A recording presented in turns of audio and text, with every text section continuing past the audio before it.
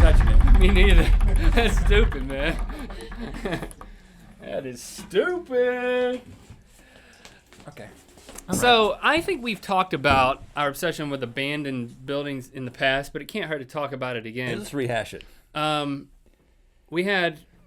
was somebody in our town who blew up an abandoned house. You remember that? You want to mention him? No.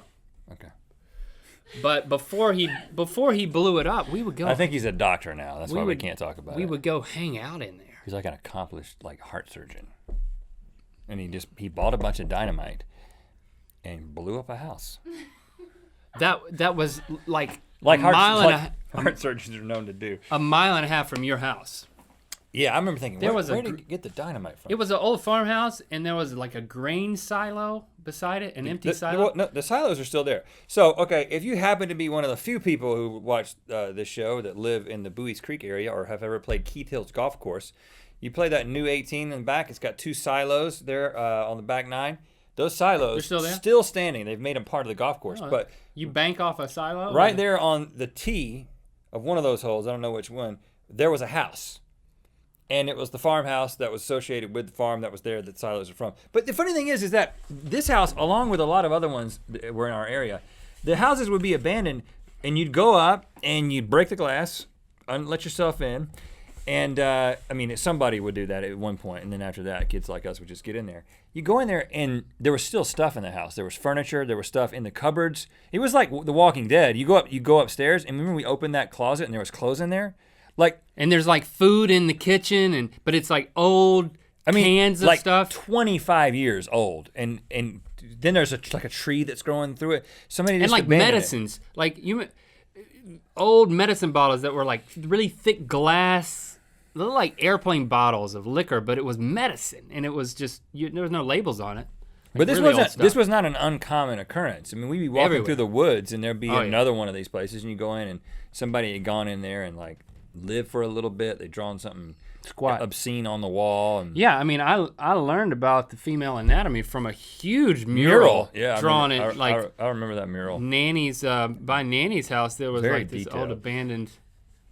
It was weird. Yeah, it was. It was larger than life size. I can tell you that much. Okay. Way larger than life size. And then I got back on the golf cart and drove back to Nanny's. I was like, I got to get out of here.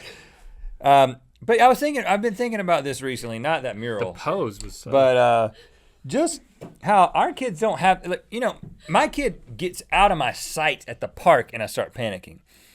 We would go off and we'd be hanging out in an abandoned house, looking through old medicine bottles and learning about girls' bodies by looking at pictures. And this is what we did. And our parents had no idea where we were. They didn't care. They don't love us. Yeah, that's true. No, I mean we weren't in Los Angeles. Right. I mean, we were in Harnett County. Yeah, there was only so much trouble you could get into without dynamite. Oh yeah, and then what's his name? Decides he's gonna go get some dynamite, wires the whole thing up, and blows it up. And I'm like, why'd you blow up our hideout, man? Well, he worked for the fire department. No, that was the other guy. Oh, that was a different thing. And that guy, who's definitely not a heart surgeon, he was burning down things just so they could come and put it out. He would find a house, he would set it on fire, and he was a member of the volunteer fire department. So he'd set it on fire. Hot tip, boys! No, he'd set it on fire, then he'd go back home. Yeah. And he'd wait for the thing to get called in and be like, oh, really, there's a house on fire. Oh, I know where it's at. And then he'd go and he'd put it out. He liked to set fires and put them out. Can you blame the guy?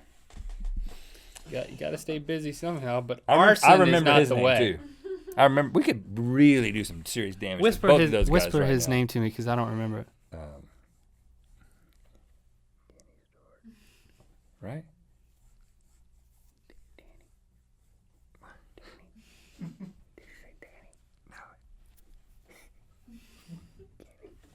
Oh yeah, I remember what he looked like. He had a flat top. Yeah, he did. Very pale skin too. He did. For a fireman. Boy. You'd think a fireman would have a Now the heart surgeon, more of like a flame tan. He came from a really the whole family was smart. When you fight fires, you get tan from it, right?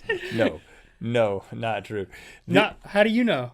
The sunburn is just the sun cooking you. It's UV rays. Why can't it's not you heat? Why can't you? Okay. You can get cooked by a fire. Every man. one of those kids is a doctor. You know that. Every one of them. ended up being a doctor. So it goes to show you can do a lot of The stupid stuff dynamite and guy. still end up being a doctor.